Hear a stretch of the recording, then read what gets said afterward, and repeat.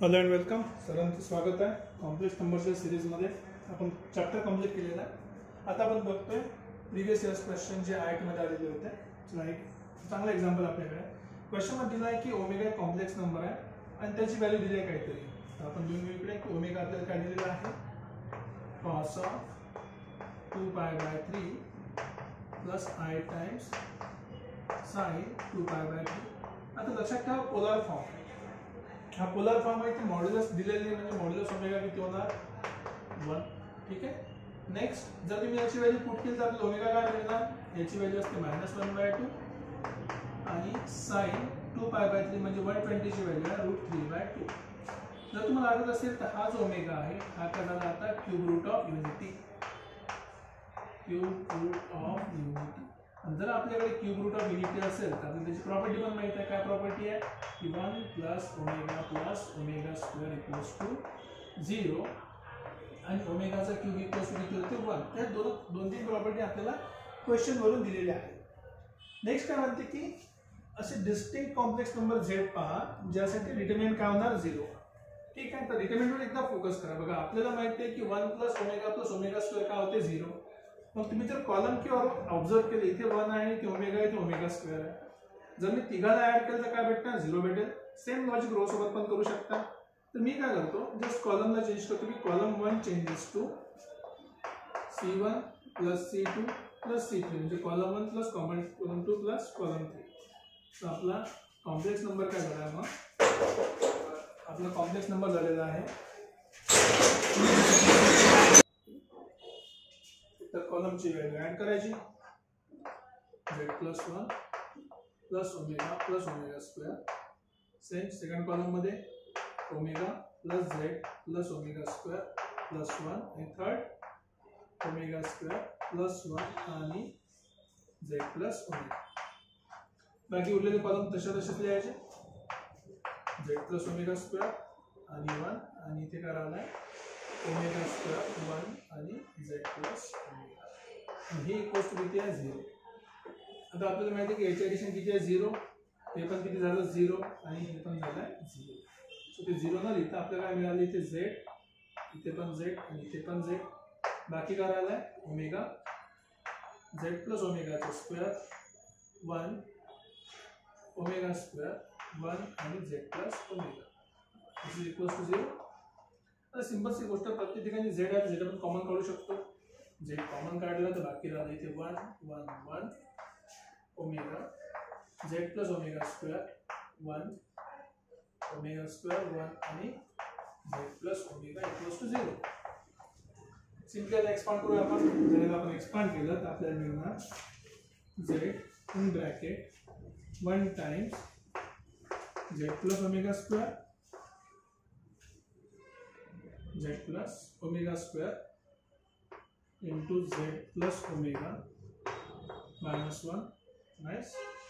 Next minus omega times 1 into Z + ω किती होते Z + ω आणि 1 into 1 -1 आणि लास्टला आहे आपल्याकडे ω² इन ब्रॅकेट 1 - Z + ω². ठीक आहे, इक्वल्स टू 0. सिम्प्लिफाय करायचं, सिम्पली मल्टिप्लाय करा Z² Z into ω plus Z into ω² आणि ओमेगाचा क्यूब -1 याने मल्टिप्लाय करा -ω/Z -ω² प्लस ω.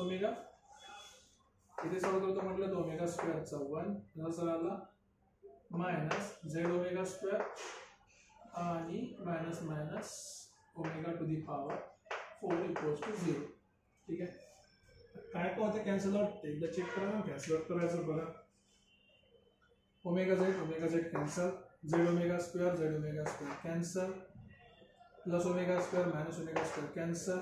ω⁴ काय असते, हा असते ओमेगाच असते. ओमेगा आणि हा ओमेगा पण कॅन्सल. ठीक आहे. ओमेगाचा क्यूब किती आहे ऑलरेडी 1 बघितला आपण, तर 1 - 1 0. बाकी करायला फक्त Z², तर Z² into Z झाला Z³ इक्वल्स टू 0. तर Z³ इक्वल टू 0 सॅटिस्फाय करणार एकच इक्वेशन आपल्याकडे, that is Z equals to 0. So indirectly आपण काय म्हणू शकतो की या टेस्टला जर आपण सॉल्व्ह केलं समोर आपल्याला काय मिळणार, झेडचा cube equal to 0 and therefore Z equal to 0 हे आपला complex number which satisfy the given equation, right. तर सेकंड क्वेश्चन मध्ये आपल्याला दिलं काहीतरी क्लिअर दिसत नसेल ना, पण हा कॉम्प्लेक्स नंबर दिला आपल्याला की mod of z minus 3 minus 2y is less than equals to 2. ठीक आहे. आणि आपल्याला जे मिनिमम व्हॅल्यू काढायची झेडची या पॉईंटपासून. ठीक आहे. बघूया काय आहे तिथं. आता जर तुम्ही यातला मायनस कॉमन बाहेर काढला तर हा झाला 3 प्लस 2y. जर तुम्हाला माहिती असेल it is less than equals to 2, तर बेसिकली हा काय इक्वेशन ऑफ सर्कल आहे. हा काय इक्वेशन ऑफ सर्कल. हा काय झाला आपला सेंटर. ठीक आहे. आणि हे काय झाला आपला रेडियस. याला आपण ग्राफ ड्रॉ करू शकतो इझिली. एक ग्राफ काढून एक्स वाय ऍक्सिसचा.